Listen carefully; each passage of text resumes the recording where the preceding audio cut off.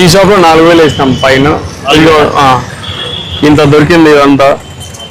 ఈ ప్లాస్టిక్ కానీ ఈ సింగిల్ యూజ్ ప్లాస్టిక్ బ్యాన్ అని చెప్పేసి ఆల్మోస్ట్ ఒక 1 year నుంచి చెప్తూ వస్తున్నాం. అయినా కూడా ఈ షాప్ వాళ్ళు మారట్లేదు.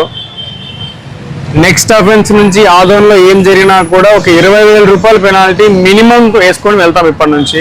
అది మన మున్సిపాలిటీ తీసుకున్న గైడ్లైన్స్ కాదు, పొల్యూషన్ కంట్రోల్ బోర్డు నుంచి వచ్చిన ఒక జియో ప్రకారం మనం వెళ్తున్నాము. నెక్స్ట్ టైం ఏదైనా అఫెన్స్ జరిగిందంటే 20,000 రూపాయల పెనాల్టీ స్టార్టింగే ఉంటుంది. సో ఈ దుకాణదారులందరూ సింగిల్ యూజ్ ప్లాస్టిక్ని బ్యాన్ చేసుకోండి కంప్లీట్గా. అవసరం లేదు దాన్ని వాడేదానికంటే. దాని డంప్ యార్డ్లో ఆల్మోస్ట్ ఒక 2,000 టన్నులు 3,000 టన్నుల చెత్త ఓన్లీ ప్లాస్టికే ఉంది. దాన్ని సెగ్రిగేట్ చేయడానికి ఒక 1-2 నెలలు పట్టేలా ఉంది ఇప్పుడు. దానికోసం మన మున్సిపాలిటీ ఒక 1-1.5 రూపాయలు ఖర్చు చేయాలి.